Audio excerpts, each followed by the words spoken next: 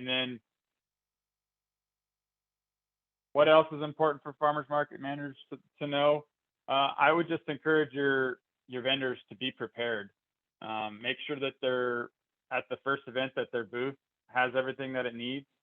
When the EHS shows up to do an inspection, we don't want to see a half put together booth and they're already making food, because they're gonna have to close you down, and we hate to do that.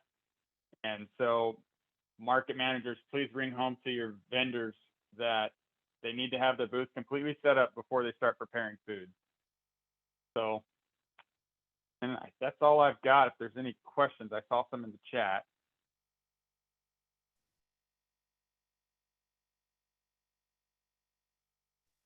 There were some questions that came up in the chat. Can you guys see those, or do you want me to read them to you? I can see them, and I'll read them out. Okay, great. So this first one, Jared, is from Mary Knight. This was in regards to like cut plant foods. So what about cut squash, such as banana squash? So cut squash and banana squash, you'd need a health permit if you're wanting to give samples of those out, or any kind of cooked squash, anything like that, you're going to need a permit. And I think they're referring to, if you've ever seen a banana squash, they can be like 5 feet long. I think they're talking about selling it in cut chunks, raw. No, you wouldn't be allowed to do that. You'd have to have a permit. Okay. Yeah, for the most part, if it's a vegetable, and if you start cutting into it, it becomes a TCS food, and at that point you need a permit.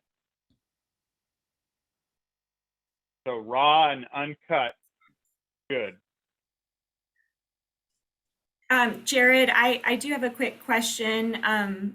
So just to clarify for all of our market managers and to relay to the vendors, those vendors theoretically could get a 1-day permit if they or maybe a 2 or 4-day permit. You were kind of saying that, like, if they start to come into that season where they're offering squash, or I had a vendor with cabbage that was cutting into it, they could just do those temporary permits to sell those items. They wouldn't have to necessarily sign up for a full-fledged permit license. Is that accurate?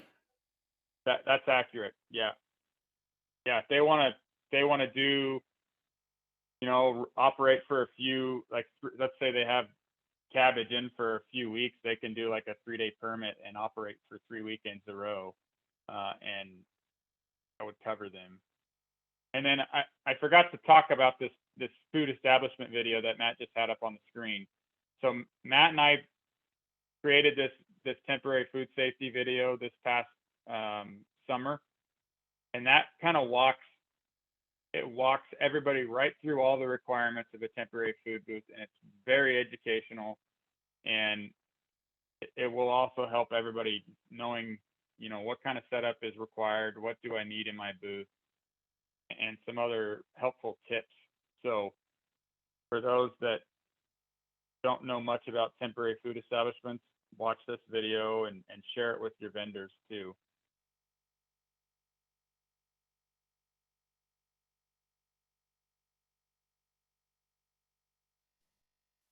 So in regards to the cottage food assessment form, I had a question about whether or not it is required by the state.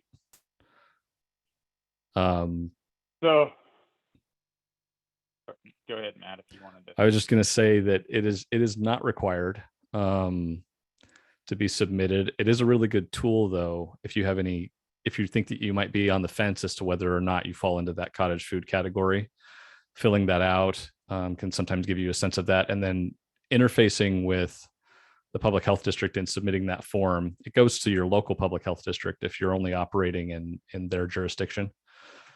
It can be a really good way to get a dialogue going. And then if you expand and start doing more stuff, they kind of know what your existing menu is, and can build on that. So sometimes we run into things with cottage foods where it feels like a gray area. Because our list is not very prescriptive, and that's by design. So we recommend that people complete it and submit it. And that way the health district is aware of you. And if they see you at a farmer's market, they go, oh yeah, I remember getting the application for this. And I know that they're cottage food. And then they come over and look at you. And rather than them being surprised to see what looks like might be a food operation.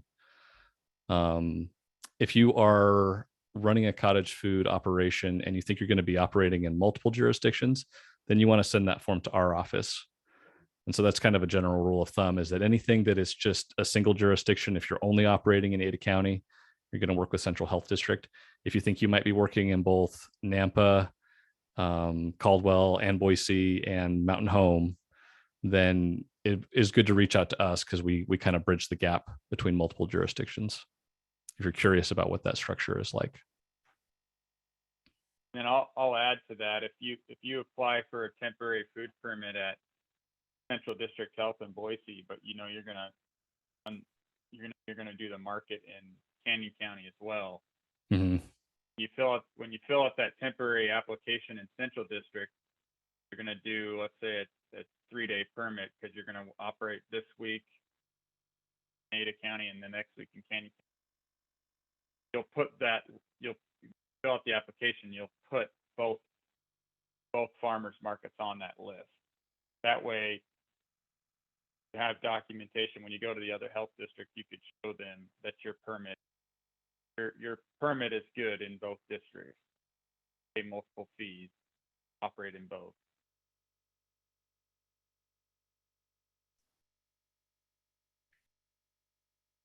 Great. Well, we still have another 5 minutes for questions. So if you have questions, you can also, if you don't want to be public about it, send me a direct message chat and I will read out your question.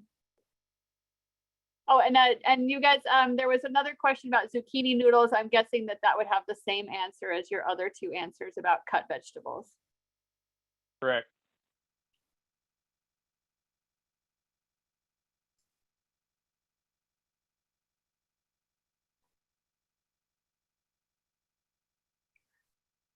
So I had a question. You said that the list of cottage foods is not necessarily prescriptive, and that's on purpose. Are there some foods that people have worked with you on that maybe were not on that list, but that turned out to be approved because they filled out the form and they went through that process with you?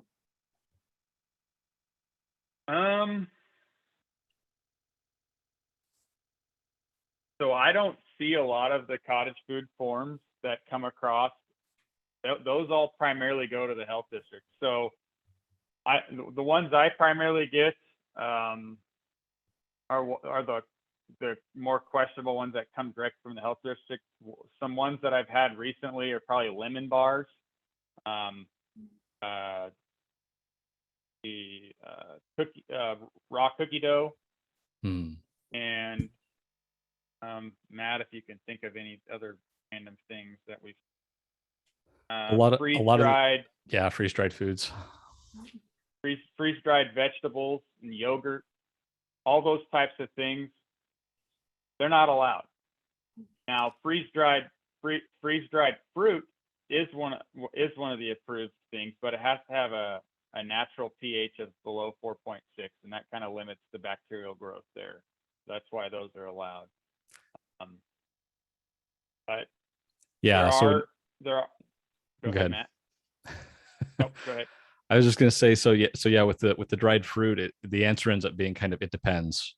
Where some fruits are never going to have a low enough pH to work as a dried fruit, and then some are really well suited towards it. So that gets into an evaluation process with a lot of cottage foods. A lot of the things that are on the list are on there because they're kind of known quantities. Like if you have chocolate chip cookies,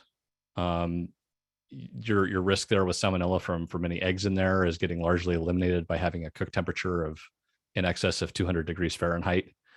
And it's also really easy to measure. You just get your cookies out and you take a probe and measure it, and you go, oh yeah, they're definitely hitting that 165 degree kill step on that salmonella. So there's some things that we just know historically are not sources of foodborne illness. And then there are other things that are emerging that we do have to have conversations about, which again is why the assessment form is nice, because sometimes people will be like, well, what about my challah bread? you know, it's got this kind of a coating on it and this, and we can have the discussion of, well, what are the risks and what are the controls, and does the process that things go through reliably make it safe? And when you get into some of the freeze-dried stuff, there's a process involved, and it depends very much on an individual setup and their training and how predictable they can make that. And so you're looking at more of a regulatory angle with something that is a process. Really briefly, can you touch on home canned products, since we're talking about preserved foods, and a little bit about dehydrated foods, just some generalities here? So yeah, any type of like pickled or acidified foods, like pickles, jalapenos, anything like that, they are not allowed under cottage food law. And then even those types of products are typically referred to the FDA, so you'll be under FDA jurisdiction. You won't even fall under the health district.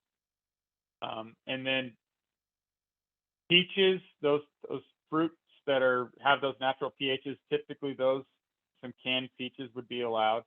And then dehydrated foods, dehydrated fruits are allowed.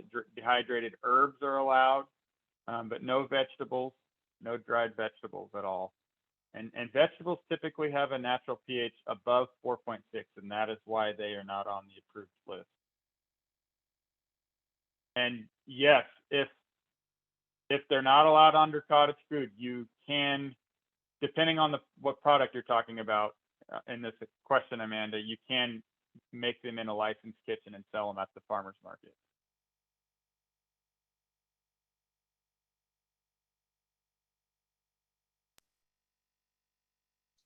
All right, thank you, you guys. And it looks like you both shared your contact information. And Nancy Becker from Handhandle Health is on today and just shared her contact information. So, reach out to these guys. And then again, like I said, you can go on to the health and welfare site or find your local health district and reach out to your contacts there. Oh, Mary, can you clarify really quick? Oh, you would need it. Yeah, you would need a permit. Okay. And just to clarify too, you would need a permit to sell the cottage foods, right? The cottage foods? In a commercial kitchen. If you made it in a commercial kitchen, you would still need a permit though, correct? If you made non-cottage food in a commercial kitchen, you would need a permit. Okay. If you made your cottage food in a commercial kitchen and then brought it to the market, no, you wouldn't need a permit. Okay. That made sense.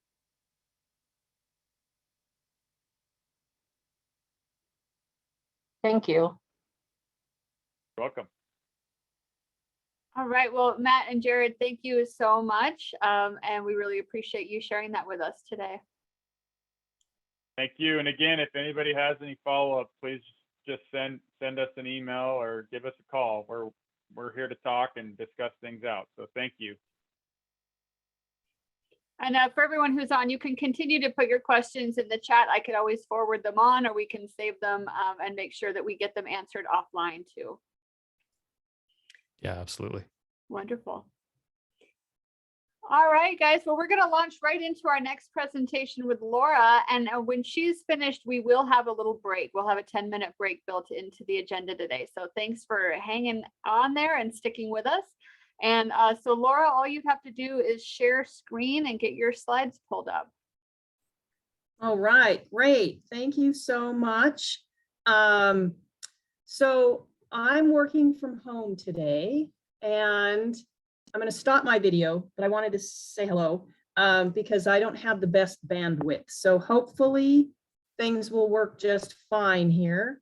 Let's see here. Do I have the right screen? The right screen is working. Very good. So now just go, oh, Laura, just yeah. go up to display settings and swap presenter view. Yep. Oh, there we go. Perfect. Okay. Thank you.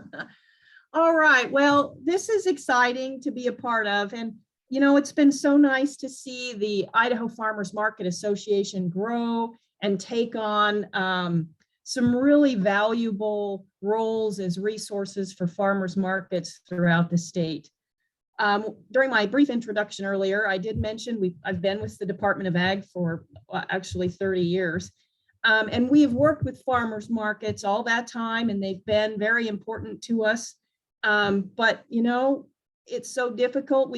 Everybody can only do so much, but together through the association and with various partners, it's been so nice to really see the association grow. So congratulations to everyone involved in the Idaho Farmers Market Association and to everyone who has really played such a role in helping to make that happen. So this morning, I'll talk about our particular program and the resources that we offer to assist with farmers markets as well.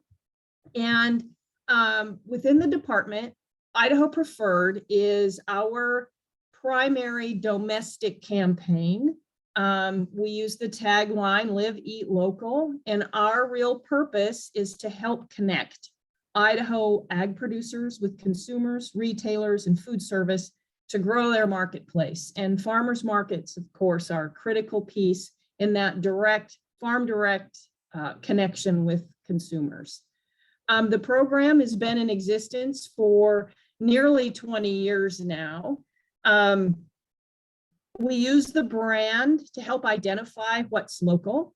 And we have over 340 members now. And it's really exclusive for food and agriculture. I say food, ag, but it includes beverage, and it's just easier that way. It's shorter, but it also includes beverages. And if it's a processed product, all of the products that we promote through the Idaho Preferred program have to have some sort of agricultural content. We're going through kind of a new rules process. I'm not sure if that will change in the coming years or not, but things like roasted coffee aren't eligible because coffee isn't grown here. But anyway, there has to be some sort of connection with local agriculture. But to dive right into the services and the programs we have for farmers markets, Ariel mentioned this guide already a little bit earlier, but this is one of the key things that we have produced over the years, and that is a manual on establishing a farmers market in Idaho. And it is a really good resource. It has a lot of the rules and the processes. So whether it's a brand new market or a market that is established, I think it is still a really good resource. And it is on our website, and you can download it there. If you have any trouble, let me know. But here's kind of the table of contents to give you a good idea of what's included. You know, page 45 is where the appendix starts. So it is a very comprehensive guide. And again, it's been a collaboration. We had Ariel provide input when we revised it last, but it does have a lot of really good information on how to and what the requirements are specific to Idaho. And then also touched on a little bit was our annual farmers market directories that we do in both English and in Spanish. So this is just a image of the 2021 English and Spanish guides. And on the inside, just kind of a clip of, you know, the listing, but we include all farmers markets across the state. And it's pretty large directory, and we print like 20,000 of these. And we send them out to travel and visitor centers, chambers of commerce, to the markets themselves. You can hand them out as well. And a lot of different organizations. I know even the Boise Metro Chamber, you know, they have a walk-in visitor center, and we get requests commonly for, hey, we're out, can you send us some more? This is our most popular publication out of all the publications that our agency, our marketing division produces. So it's one, again, we've done for a lot of years. And we mark with an asterisk those markets that are members of the Idaho Farmers Market Association. And we're going through the process right now of developing the 2022 guide. So we sent out an electronic survey through SurveyMonkey to ask everybody to fill that out so we can begin populating our 2022 version. We haven't closed it yet. So I did get a question in the chat if it's not too late. So please go in and do that. Here in the next few days, I'll take a look at what markets are still missing and we'll be sure to reach out. We don't want anybody who has missed an email to miss out on being included in the directory.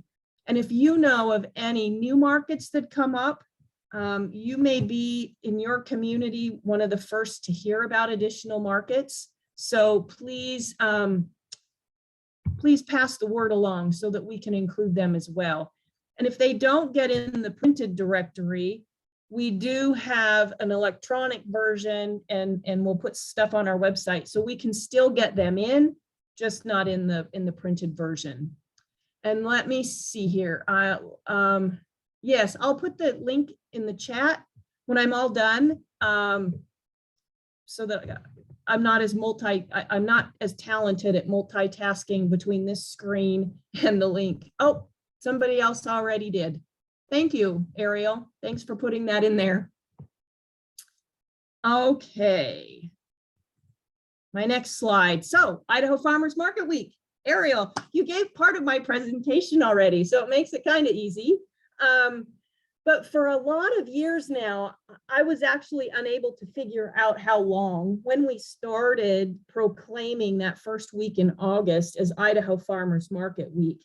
So there is a National Farmers Market Week, and we certainly piggyback off of that, and also do designate it as Idaho Farmers Market Week. And so in August, for 2022, it'll be August 1st through the 7th. For that, we do an official proclamation that we write up and have signed by the governor. And then we have, for a number of years now, bought these reusable shopping bags with Shop Eat Local at the farmers market. And then we have these buttons. So this is the image of a button that you can hand out as well. And we make those available to farmers markets. You order them from us and you can hand them out during the market during that week to help celebrate. Last year, we gave out over 1,300 of these shopping bags to markets, and we'll send an email out sometime in July to do something similar. And then some years, we've also tried to do a big press event. We've had our Director of Agriculture, Celia Gould, come to some markets and do a press event. I have to admit, for the last couple of years, certainly with COVID, but then also internally as a staff, we've had some turnover here and we've been a bit shorthanded. So last year, we did not do a press event. We did do some additional social media type mentions of Farmers Market Week, but we didn't do quite as much. But hopefully this year we will be able to do some more to help generate some additional visibility for farmers markets in the state, because we're full staffed. Yay, fingers crossed it stays that way. Here's a collection of a few of the photos from 2018. So in 2018, we asked the different markets that received bags from us to take some pictures and send them in. So we had a lot of photos, but I think they do a lot to really help enhance, create some additional excitement at the market. And, we want people to certainly come back. And I think our experience, and it is the same for you, consumers really like to come to the market, and they will come back and bring those bags back during their future visits to the market. A bit about Idaho Preferred and our specific programs there. One of our major changes in the last year for Idaho Preferred, one of our big initiatives, has been a completely new website. Our other website was, we didn't think it was that old, but in modern times, it doesn't take but a few years for a website to be outdated. And we found that consumers would go to our website to look for local Idaho products. They wouldn't stay very long. And it just was not as user-friendly as it needed to be. So we have gone through a whole new design that was launched in September. We're still in the process of going through it though, and cleaning it up and improving it. And we have additional modifications we're going to make to it this year. The top there is the banner on the front page, connecting consumers. And this website is very much a consumer-facing website. So our agency, we have our own ISDA website, and you'll find information on our division and our programs. But this is the site that's really promoted heavily to consumers. And we generate a lot of traffic that goes here. And the support local, both of these images are right from the front page.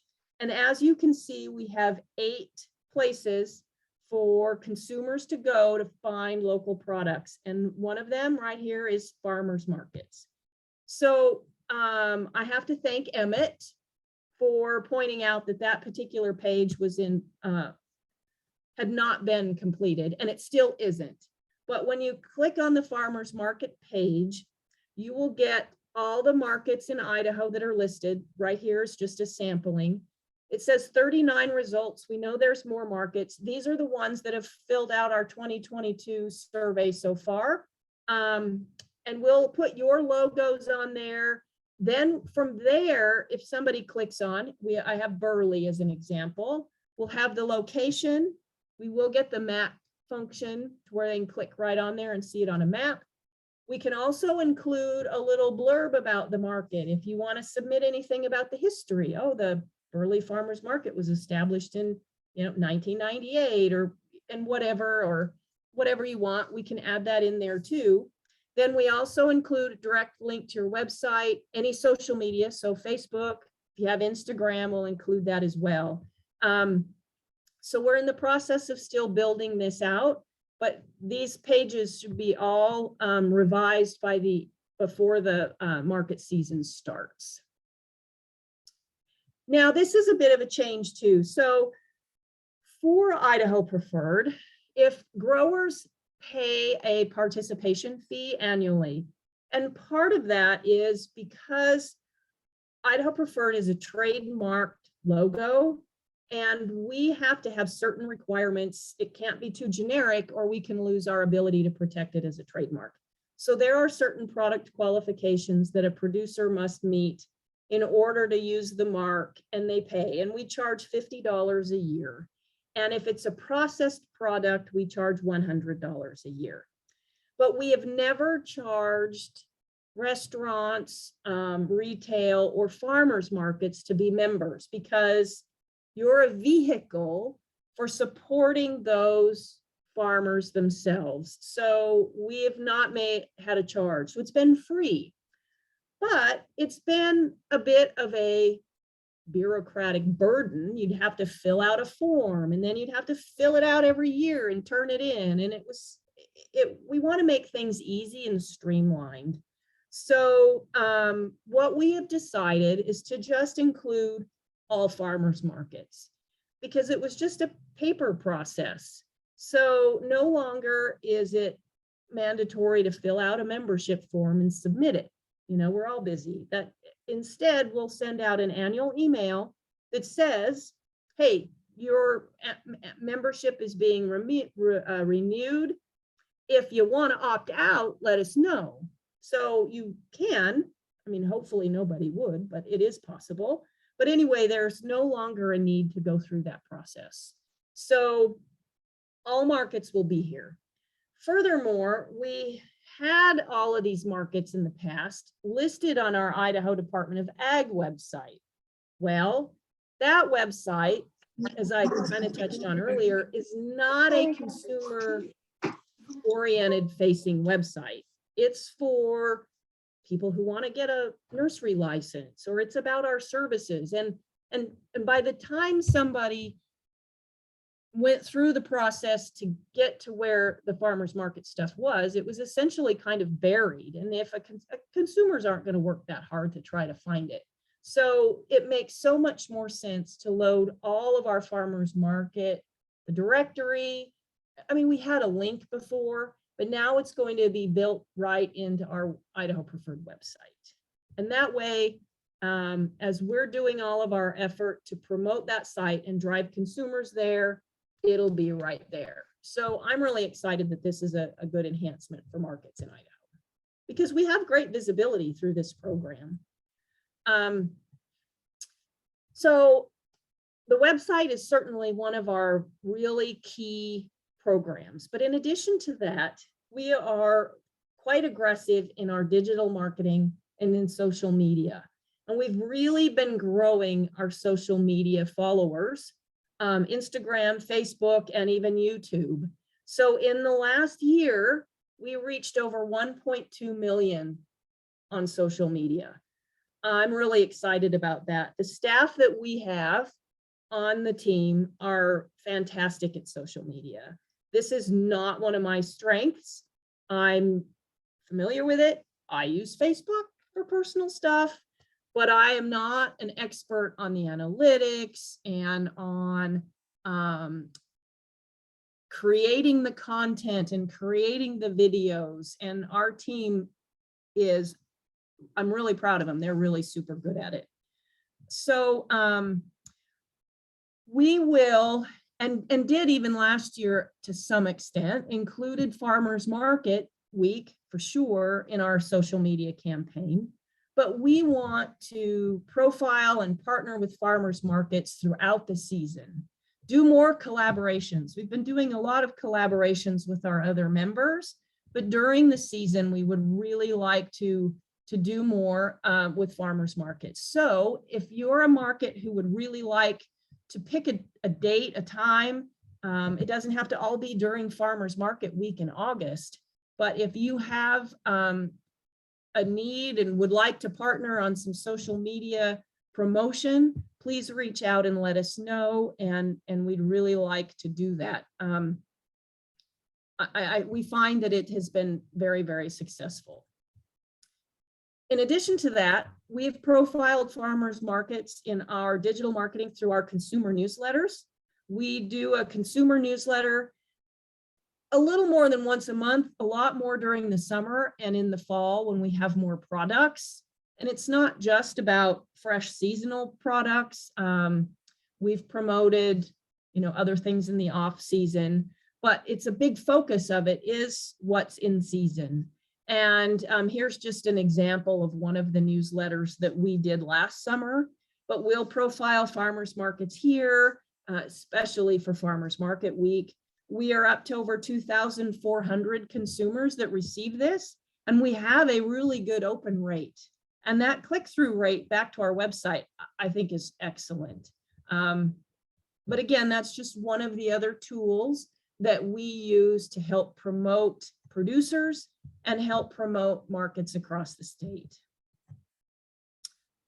We do a lot of other things for individual vendors and producers. We're doing a lot of photography and videography to create better digital content.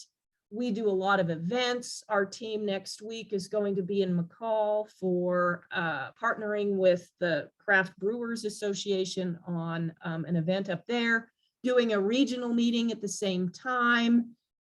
We've got a lot of other things going on, but I thought I would focus today really on the resources and the opportunities on our farmers markets. And then Ariel mentioned specialty crop block grants. Our program, we administer those grants as well. And just last Friday, we launched the new round of applications for grants for this season, or this year. The deadline is March 18th for the Farm Bill grants. So it's not a long lead time, but USDA moved up their announcement by 2 months and moved up the application deadline and caught us by surprise. We weren't expecting that. We didn't have a heads up. So we worked real hard to get that out the door. So if you have any questions, certainly let us know.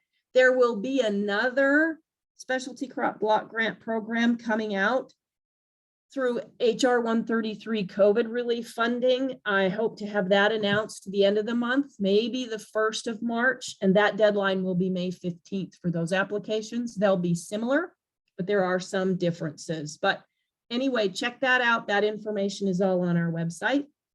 I also want to mention our staff contacts. So I've got my name and number there, but I'm really excited. Our Idaho Preferred team includes Erica White, Ann Struthers, and Dawn Larzelier.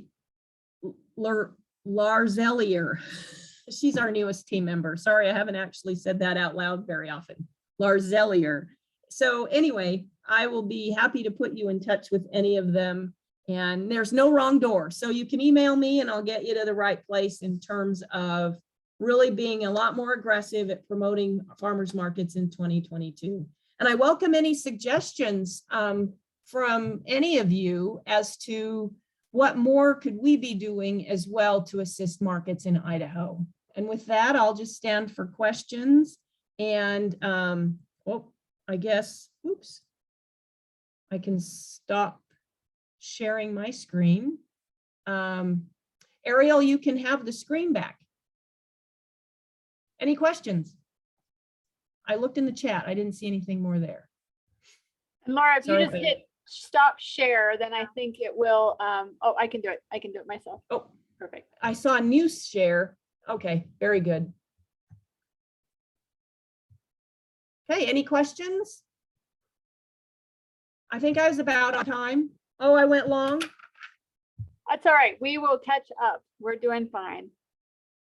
That was really great to get that update on the new Idaho Preferred website too. That looks so good. And what a great way to highlight all the different components. Thank you.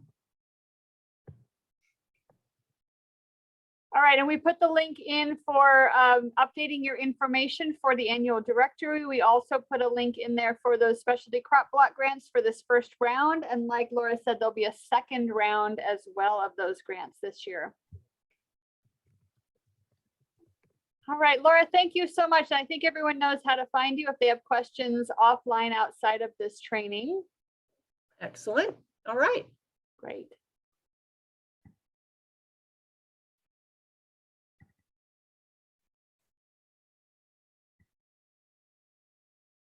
Hi, everybody. I'm Tamara Cameron from the Boise Farmers Market. As you already know, this year is our 10th year, which we're really excited about.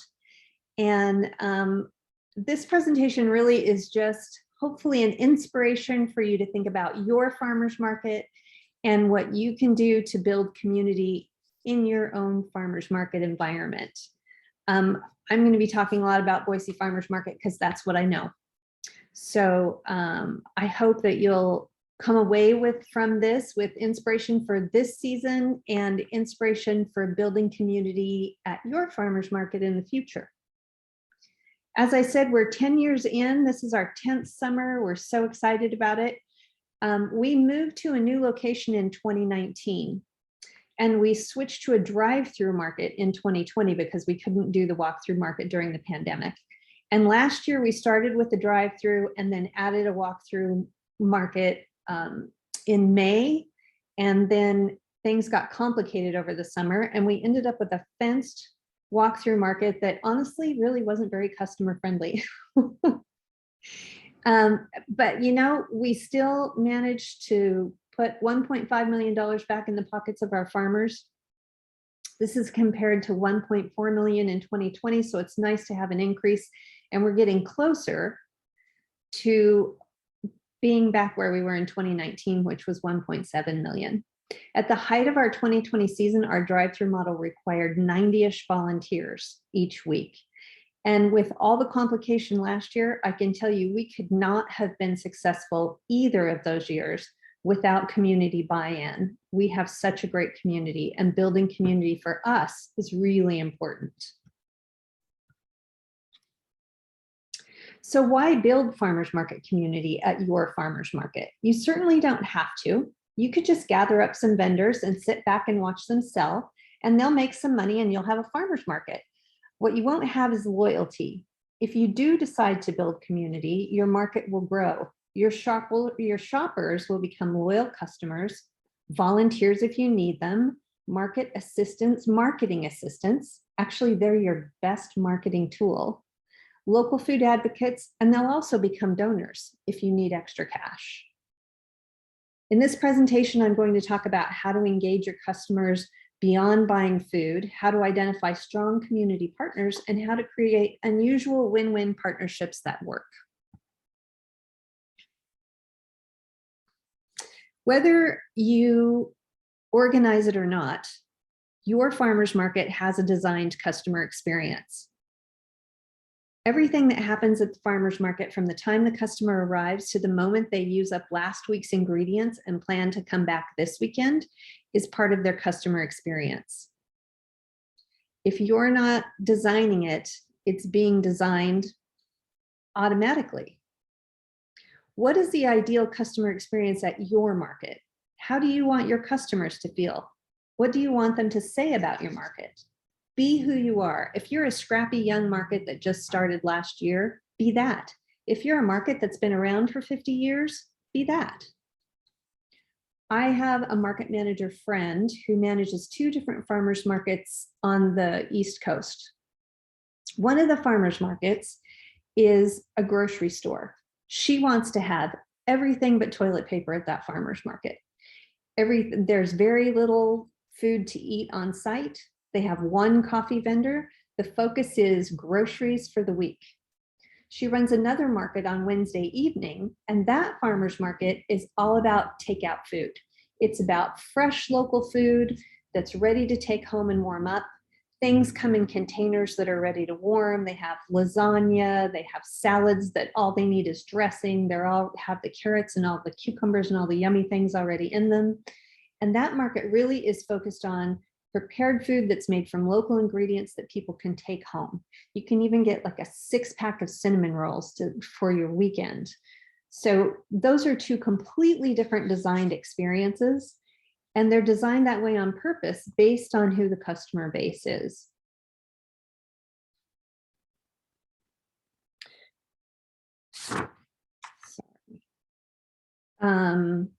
At Boise Farmers Market, we're friendly, knowledgeable, and fun. Our goal, that's what we want our customer experience, our customers to walk away thinking that we are friendly, knowledgeable, and fun.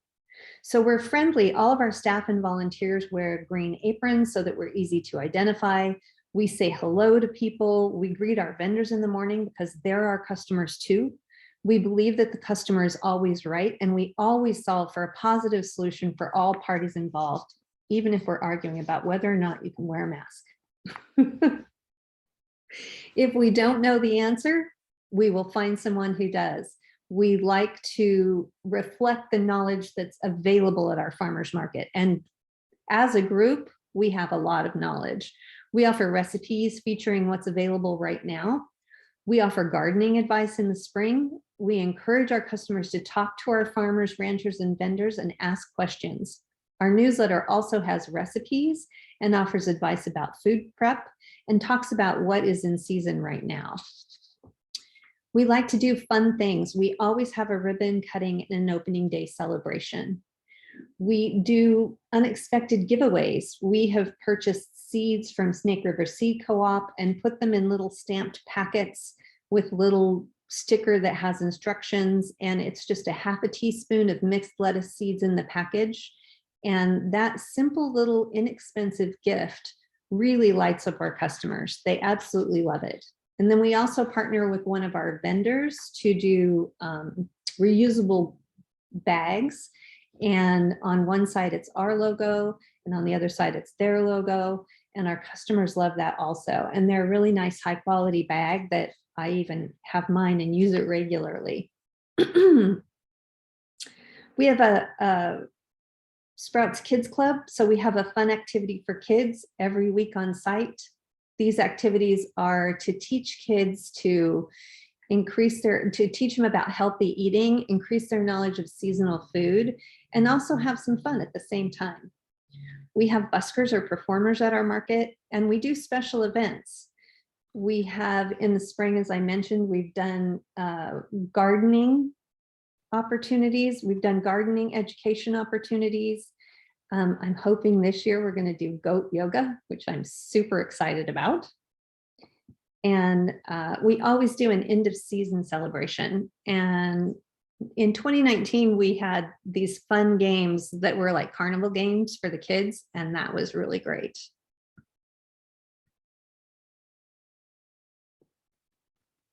I think I might be on the wrong slide. Nope, I'm on the right slide. Sorry about that. So when customers are engaged, they become your advocates. And they'll help you out. I mean, they'll be volunteers. I am on the wrong page. Hold on just a second. Something has happened here. I think my sheets have gotten out of order or something. Hold on 1 second while I regroup. Okay, we're just going to go on from where I am.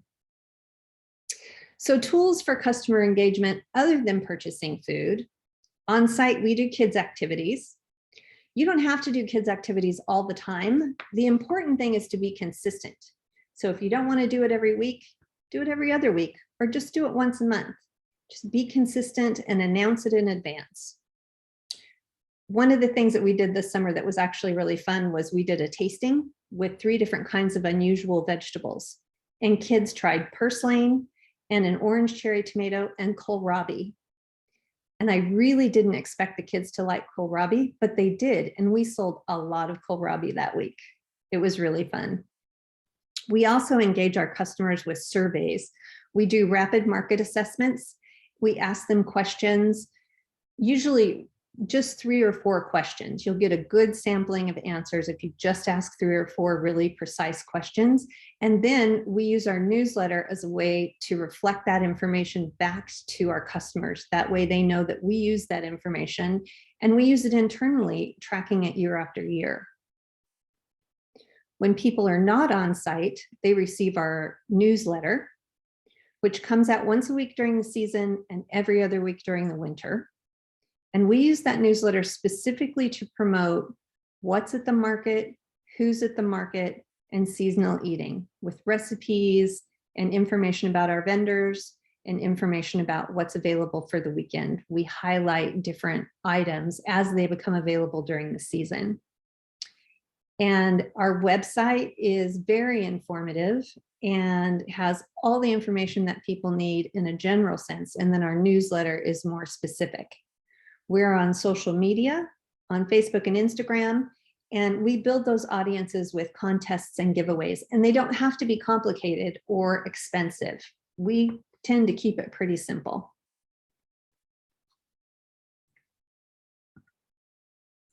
So there is a myth that I like to call the no one wants to volunteer myth.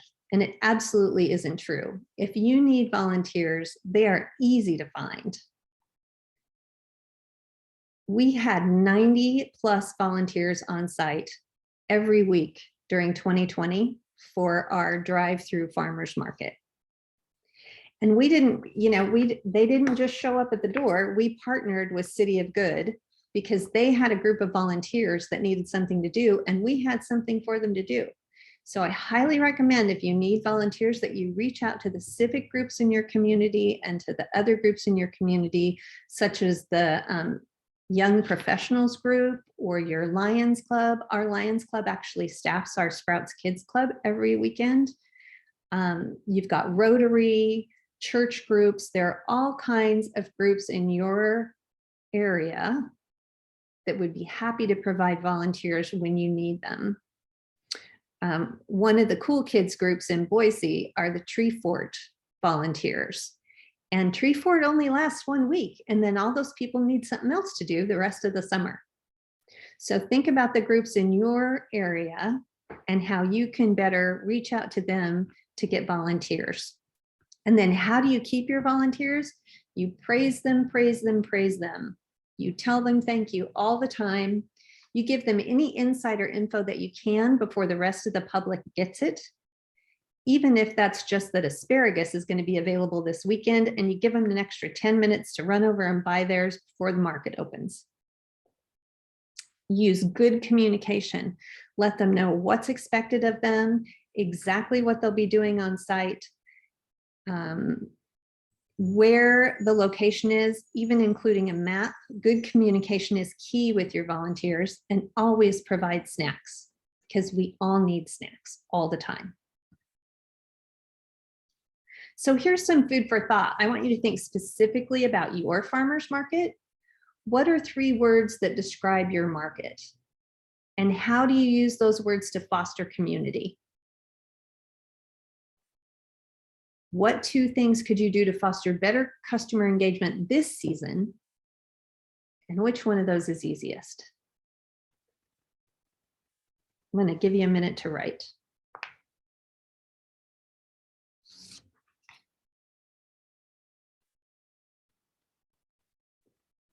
Write quick. Put down some keywords so you can pick it up again later. So now I'm going to talk a little bit about growing community partners. We have government partners. Know your city officials and your community health organizations.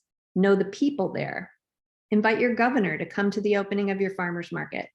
Engage your mayor, find out what their goals are and how the farmers market can help.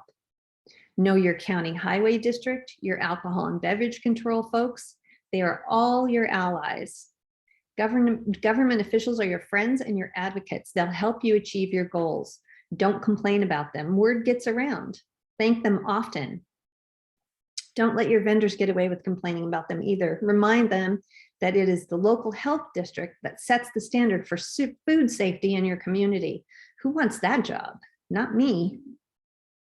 We actually worked with the city of Boise and helped them with their City of Trees challenge during 2020. Normally they put their trees out in a park. They give away like 250 trees every year, and they just set them out in a park and let people come and pick them up. But in 2020, that wasn't possible. So we let them use our drive-through mechanism to distribute those trees to the community. And that was a really great partnership with our city. Business partners include TV stations and radio stations. They need content, and they would be happy to either have you come in and talk about the farmers market or come to the market and do the news from your farmers market. Who can you partner with for events that are win-wins? We actually partnered with the Sierra Club on an electric car show in 2019, and that was really great because we really felt like their customer base was our customer base, and it was a chance for everybody at the farmers market to get to see these electric cars, but also to get electric car enthusiasts to come to the farmers market. Who are the warm businesses in your neighborhood? The ones who are just a little bit like you. Bike shops, do you have a solar company? Do you have gardening centers? Those all make great business partners. Think outside the box. What about chefs and other vendors in your neighborhood? We have a program called a Market Day sponsorship, where a company that is on the periphery of what we do, such as a solar energy company, can spend one day at the farmers market as a Market Day sponsor. They pay $500 to be there and have the opportunity to interact with our audience. We have between 2,000 and 4,000 people every weekend at the walkthrough, and they're buyers. So they want to stop and talk to people. So it's a really good marketing opportunity for them. And it also provides a great service for our customers. We have nonprofit partners, people that are also similar in mission to you, but maybe not the same. So healthcare people, the food bank, anyone who works in hunger or food sovereignty, botanical gardens, gardening organizations. If you don't know these people, reach out and invite them to the farmers market. They can be awesome advocates. You can even cross promote with these groups because your customer bases and the people you want to draw are similar. Think outside the box. Is there a neighborhood association nearby that could help you promote your farmers market to their neighborhood?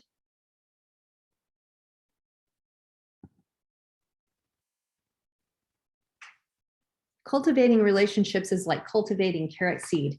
It takes more than 1 year. Pick the low-hanging fruit. Get your board to help out, thinking about who you could get for sponsorships.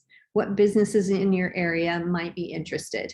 And if you're not the one to make the ask, find someone who can. Use one of your board members or practice. Just practice asking for money. Ask yourself for money in the mirror. It's not that hard. We started with Idaho Gives.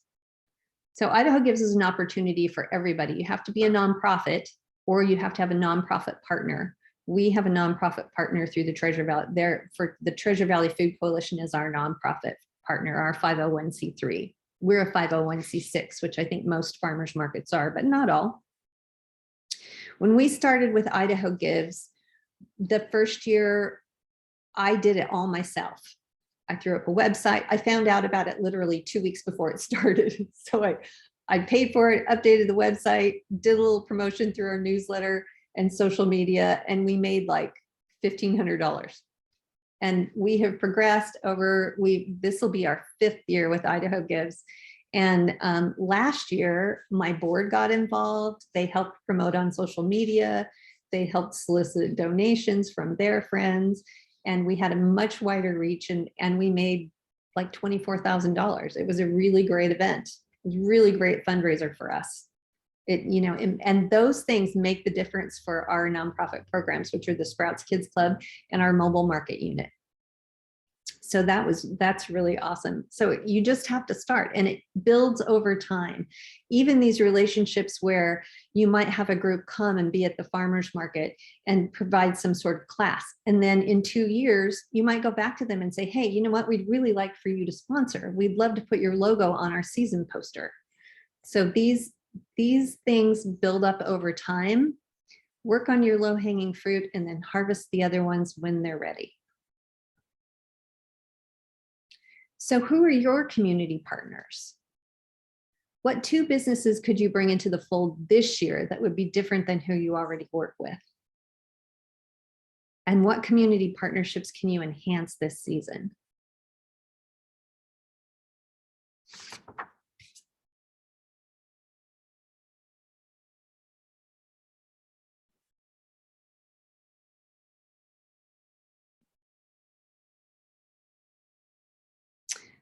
So here's some ideas around building success with unusual partners. We kind of talked about organizations that think like you, but you can even get a little further outside the fold than that.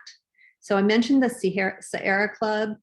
Other organizations that we've worked with are the Boise Bike Project. We've worked with our toilet vendor. We've worked with an art group from Boise State who brought young students who were learning to teach to the farmers market for 5 weeks at the end of the summer to do art projects that were food related. I really want to get the plein air painters group, the plein air painters group that is in Boise to come to the farmers market and paint. I think it would be really great for them, and I think it would be really interesting for our customers. So there are ways to think outside the box or get a little bit further out from just food folks. And you can always work with arts, work with the arts. You can always work with your arts organization in your area. How about things like, as I said, painting on site, or maybe having them come and read poetry. We have a dance group, a kids dance group. They do a summer camp and they come and perform 2 times for their final performance at the farmers market, and our customers love it. It's really fun. You could do a poster contest. You could do a flash mob. This spring, I'm hoping, my fingers are crossed, both hands, my fingers are crossed, hoping to host goat yoga this year. So you think of goat yoga, and that would literally be doing yoga with baby goats, which I'm very excited about, believe it or not. But if you think about people who do yoga, they should be buying their food at the farmer's market. And this is going to draw a lot of people, a lot of yogis. And I think that it's an opportunity for them to discover the farmer's market, as well as a really fun spectacle that the press will love.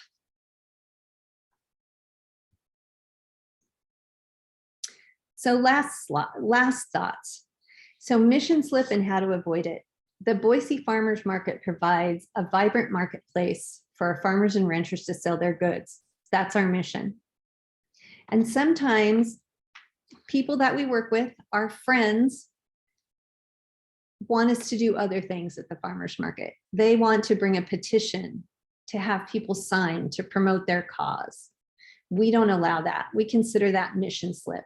And we set very clear boundaries around what the farmers market is and what we will do for other people. And it's definitely something to keep in mind as you form these partnerships with other people. Invite everyone to everything. If you've had a group come and volunteer and you are going to do a hamburger feed on site, invite those people, even if it was last year when they volunteered. Keep track of all of your farmers market friends and invite them all to everything. And there's never too much gratitude. Always thank everyone multiple times for everything that they do for you. And when you make these lists of what you're going to do to build community, do the easy stuff first. Just pick 1 or 2 things to do this season, and then you'll pick 1 or 2 things to do next season. And before you know it, you will have built a really amazing community.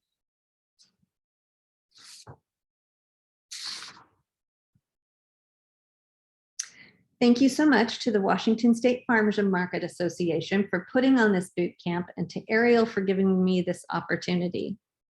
I hope you found some value, and I'm happy to take questions. Thank you so much, Tamara. That was really inspiring and just beautiful. And I love all the photographs. There are a couple questions and comments in the chat.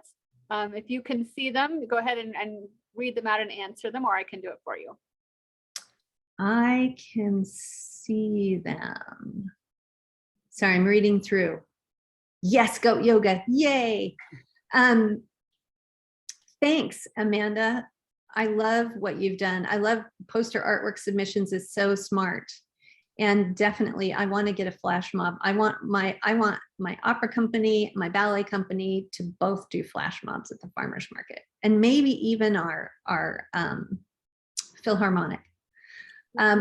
We don't pay people to come and do stuff generally. The art classes that we did, the series of 5 art classes that were food related that we did for little kids, we did pay for all of the supplies, and we paid a small stipend because for the lead person who organized that, because she had to put together the classes. So we did pay for that, but generally speaking, we don't pay for people to come. We don't pay our performers at this point. I am a true believer in paying for the arts. I think it's really important that artists get paid, but we don't have a formal program at this time. I think that one might be in our future, but right now we just take buskers and we allow them to put out their container, and then to get tips. And we also, as I said, offer a place for like culmination performances for camps. So we have a marimba camp that also comes and does a performance, which is, they'd come twice during the summer. It's really fun. Any other questions?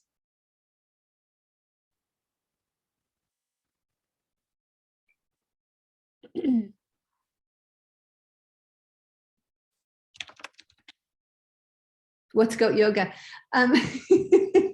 So I have a rancher who always has bottle goats he always has 6 or 8 bottle goats that either are rejected by their mom or just don't eat right when they're little, and they raise them on a bottle. And so they're very friendly to humans. And so he will bring those goats, and I will do a big fence on the grass at our farmers market. I will hire a yoga teacher, so that will be a paid position. We'll probably do 15 to 20 mats on the grass, and people will do 20 minutes of yoga with the goats. And this has been done other places and it is successful, but if the goats are really friendly, it's a really fun experience. So you kind of make the fence tight so that the goats get the chance to interact with the yogis.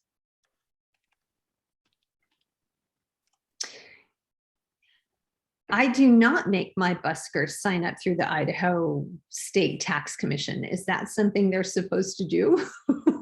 Am I supposed to do that? I was curious. So the Moscow Farmers Market does have a busker program, and my understanding through our Idaho State Tax Commission compliance officer, who is Patricia Gilmore, is that even if they are accepting donations, they are supposed to still sign up through the State Tax Commission.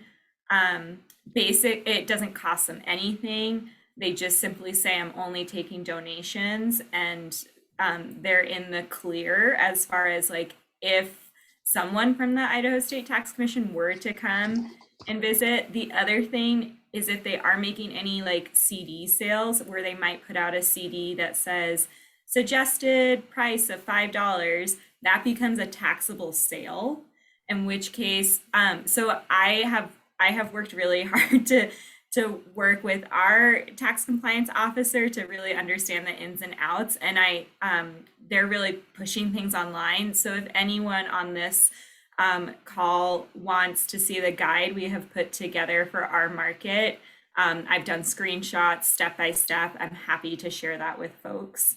That would be super helpful. And is that an ST-124 that they fill out? Yes, if you still have paper ST-124 tax forms, a triplicate carbon copy, there is a little section that they're supposed to mark that says, I am only taking donations at this time. But if they are thinking about putting out any CDs for sale, they should be treated as getting a temporary seller's permit. Yeah, we never let anybody sell, but I didn't realize that they were supposed to fill out a form.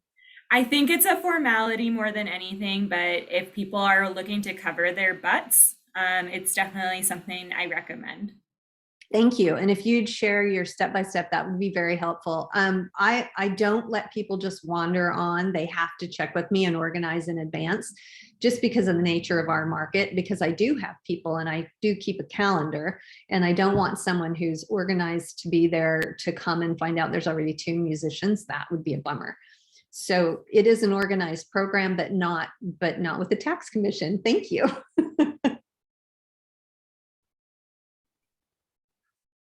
All right, great discussion, and makes me realize we probably need an entire webinar just with the Idaho State Tax Commission so that we can all just find out all the things that we're doing wrong. All doing it right. That's right.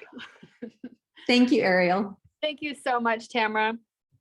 All right, guys, we are going to jump into our final presentation, and I might make it a little quick because I feel like it's really important to still give us some time to share when we get to the end here. So bear with me, let me get this going. And I want to honor your time and let you out of here on the hour like we promised. And thank you again, Tamara, that's so fun. All right, so next thing I'm going to talk about is just some different incentive programs. Some of you are really old hats with this. You've been doing this since the beginning. Maybe you pioneered it. Awesome. But I'm just going to, for those of you that are newer to marketing, here are some ways to feed more community members at your markets through incentive programs that increase access. And down at the bottom here are some of our funders, both in funding and in outreach. So a lot of different organizations in Idaho feel strongly about this too and want to contribute. So first thing is SNAP, food stamps at the market, right? Now it's Supplemental Nutrition Assistance Program, not food stamps, called SNAP for short, and is also called EBT, Electronic Benefits Transfer. This program offers nutritional assistance to millions of eligible low-income individuals and families, and provides economic benefits to our communities because these are real dollars that are spent in our grocery stores and at our farmers markets. Farmers markets can apply and be approved to accept food stamps as a form of payment for eligible items. So why would you want to participate? Well, becoming a food stamp friendly market can mean that you increase your customer access and the revenue for your farmers. You're bringing more people to your market that maybe before felt that a market was not somewhere that they could shop, and your farmers are potentially getting more money for what they sell. The Idaho Farmers Market Association has had this part of their mission from the very beginning, working to ensure that all Idahoans of all income levels have this kind of access to local healthy foods, right? We're all producing the very best of the best at our Idaho farmers markets, and everyone should have the opportunity to share in that. And if you have already done it, congratulations on going through the steps of becoming a food stamp friendly market. We know that it's an extra layer on top of everything that you already do, and it's really valuable. So how would you do this? Again, we are thinking about doing an IFMA webinar later this spring, where we really go into the nitty gritty of this, because we're getting a lot of questions, especially end of season, that we need to try to answer and help folks through. So here's just the really bare bones of it, right? So you apply, and once you're approved, and we can talk about that another time, you'll receive a handheld terminal from USDA that processes the food stamps. In Idaho, the cost of these is covered by health and welfare, which is great. Some states have to buy these themselves. It will come in instructions on how to use it. And just a heads up, everyone should be receiving new terminals this year. We just got some notice from health and welfare and from the USDA FNS. So be watching for that to come in the mail. And maybe we need to have a chat if you haven't seen it yet, or you're not sure if maybe your address has changed or something. Charge your terminal before each market. Most of these are wireless, so that you don't have to run cords. And if you have an outlet, you can just plug it in, but some markets don't have access to power. Some other things that we found are really helpful and important is to have a vendor agreement for your vendors so that they can review and sign for their EBT and double up food bucks. And we're going to show you an example of that. You also want to purchase tokens if you're doing it that way. Some markets will hand out tokens that people can redeem after they've run their EBT card. And luckily, IFMA has grant funds right now to provide all of our member markets in Idaho with both EBT and double up tokens, as well as we have a lot of free marketing materials that we will send you to promote EBT use at your market. So just send us an email and we will get those things out to you. We're creating an online order form right now on our website so that you could just order them on the website and then we'll ship them out to you. So the market manager booth or a volunteer or a staff person who is going to run this needs to have their own set place that is consistent every week so people know where to find it.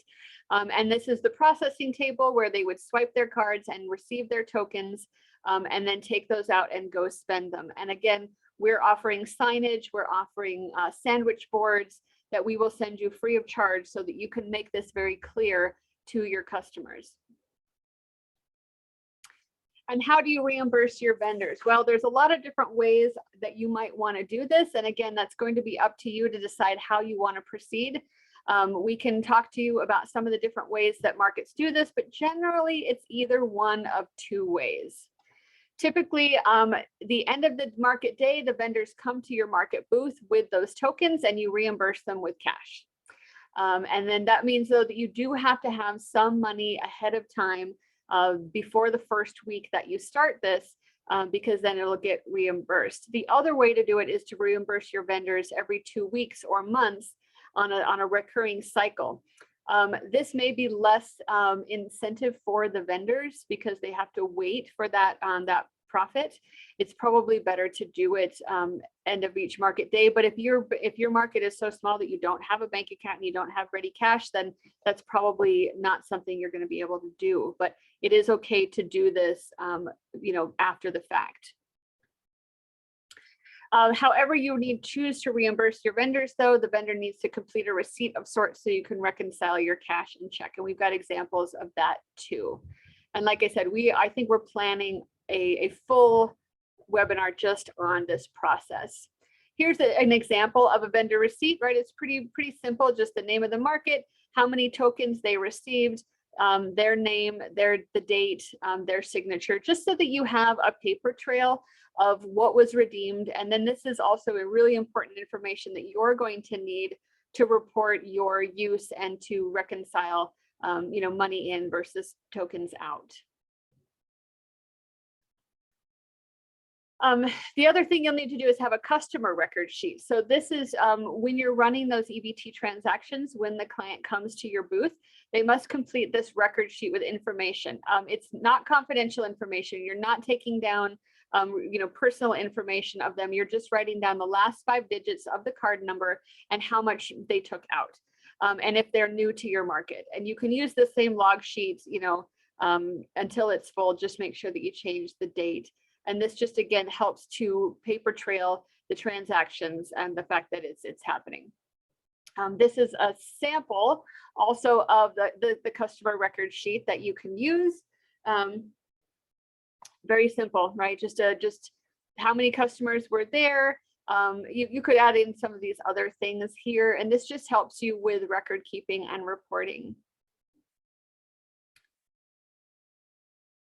And when you run the transaction, and they put in their PIN, you will get a receipt, and then you can run a summary of transactions from your machine, and then you can attach this to the back of your record sheet. I think if we do a one-day training, it would be really actually helpful to actually have a video of how this all works and to have some live examples of using this for those of you that have not done it in the past. A really useful, oh, nice. A really useful website is the USDA FNS's SNAP program for farmer and producer website. It has video trainings, it has Q&A, it has a lot of great information. And so I would bookmark this fns.usda.gov SNAP farmer producer. We can, maybe Amanda can help me by putting that link in the chat. But I will also make sure that you get this out when we're done. Okay. Last thing that I wanted to talk about two more things, and then let Denise have a minute to talk. I had a feeling we were going to go over. There's just so much good stuff to talk about. Double Up Food Bucks is a way to increase the amount of food that people are receiving when they use their EBT benefits at a farmer's market. So it basically doubles the amount of food a customer receives and doubles the income for the farmer that sells it. It's a matching program. We can send out some information for you to distribute this at your market if you're able to offer SNAP and Double Up. And these are great because they help the customer understand what's eligible. There are a lot of products that are eligible for purchase on their EBT card that are not eligible for Double Up. Double Up has to be fresh fruits and vegetables. Luckily, IFMA currently has promotional materials and information for our member markets, vendors, and customers on Double Up Food Bucks and EBT. We also have a grant right now to provide many of our member markets in the state with funding for this Double Up Food Bucks program. Some of our markets in the state have other sources of funding through their city or through small grants, and that is really encouraged because we can't always guarantee that IFMA will have the funding to provide, but we are happy to supply it right now while we have it. So right now, only IFMA members can currently receive funding for the Double Up Food Bucks, and how much you receive is going to be based basically on how much you redeemed in the previous year.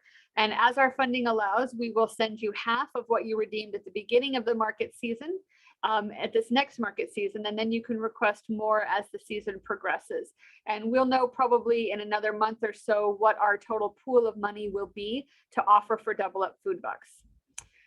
Again, you would still use that same vendor reporting sheet for your Double Up Food Bucks as you did for SNAP, and that really simplifies it. And then reporting your SNAP and Double Up Food Bucks sales at the end of the week, we really ask you to go into the Double Up Food Bucks database and complete your totals. We'll send you the link to that if you haven't already. If you do it weekly, it means that you're going to be a lot more on top of it, and we'll know sooner, where you are in what you've spent. And every market should have a login and password for this data. If you don't have it, we can set you back up again. We're also able to go in with a master view and see who is reported and what they're reporting. So this is really great information because it lets us know where we need to focus fundraising to have more funds to support this in the future.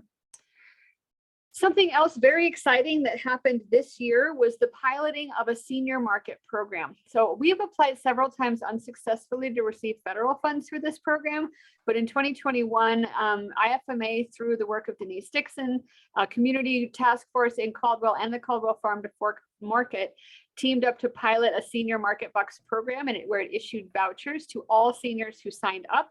And the vouchers were redeemed for fresh produce and eggs, and the program was enormously successful. We spent all of the voucher money that we had been granted, and people were just crazy about it. And here were just a few of the outcomes for that program. About half were spending their money every week. The others were saving it up until they had a little bit more. I think it was $6 a week. 97% were buying more fresh fruits and vegetables. 100% were eating more fresh fruits and vegetables. And they were buying veggies, fruit, and eggs with their vouchers. Really great program. We are really working with partners to figure out how this might happen in more communities. There's still some bugs to figure out. You know, even in a community like Caldwell, the demand was overwhelming. And so thinking of moving it to bigger cities, you know, we've got to figure those bugs out. All right, but wait, there's more. Denise, I'm going to give you a few minutes to talk about the other things that you're doing through the Idaho Hunger Relief Task Force. And I can advance the slides for you if you want, because I already loaded them up into my deck. Great, thank you. Well, just the Senior Farmers Market Program was extremely successful, like Ariel said, as well as we piloted a 6-week program at the Napa Farmers Market. They did a winter market. And again, that went very well. Working diligently with a group of people right now to see how we can expand that program and get it into more farmers markets. I'm applying for a grant through the AARP and looking at other partnerships to fund this program. So we're still in the middle of setting everything up, getting everything fine-tuned before we can release it. So I'm sure we'll do one in Caldwell again this year, and then possibly Napa. But you know, just be patient. I'm getting there, and transitioning to my new position has kind of stopped that progress, but I'm getting back on track with it. So Food is Medicine for the RX for Veggies program. Food is Medicine was launched for the Idaho Hunger Relief Task Force in 2015. And we're working to, you know, assist with food insecurity. Out of that, you know, people will come to us, want to know where they can get, how to sign up for SNAP, where to get rental assistance, utility assistance. And then we also found that we were also dealing with people in poor health. So that 2017, we launched the RX prescription for veggies. And this program requires an elevated A1C. So you could be pre-diabetic or diabetic. And just real quickly, this program allows for 4 months of $240 per family for fresh fruits and vegetables. And then they get their A1C checked again. And we have had a very successful year in the fact that everyone that have participated in this, the group number was a decrease in 9% in their A1Cs. So that's a huge amount. It may not sound like much, but it really is. Some people have been able to come off of their medication. Some people have been able to, you know, sustain this lower level on just fresh fruits and vegetables. So you can go to the next slide. I'm trying to hustle through this for you guys. This is just a step of how this works. There needs to be a clinic involved. So that's kind of where everything starts. The clinic does the lab work, comes back with an elevated A1C, then they get referred to the program. We do monthly check-ins with them, and they participate for a 4-month period. So that's it in a nutshell. Go ahead, Ariel. The outcomes, as you can see, have been fantastic. Our redemption rate for our vouchers is over 80%, which nationally it runs about 65 to 70%. So Idaho has been very successful in that area. Next slide. This is just a little bit, gives you access to the full report. Christina Tierney is handling the oversight of this program. So I know that's down and dirty, but I want you to have time to have your question and answer, because that is really important. So yeah, if you want more information, feel free. We are hoping to advance this into the farmers market so that people can use their vouchers for fresh produce at the farmers markets versus having to go in the stores. We are advancing with Fresh Connect to put all of our dollars on debit cards so they can just swipe their debit card with their vendor. So that's something that hopefully we'll have out in the second quarter. Anything I can answer real quick? And I do know we have some questions about EBT and things like that. We probably don't have time to answer them all right now on today's webinar, but we will be reaching out to those of you that have reached out to us in the past week with some of your EBT issues, especially end of season. We are getting back up to speed with being able to help you with those. So, and Denise, we're just really excited that maybe RX for Veggies could become a statewide farmers market program eventually. It's very exciting to look into the future of all of these things.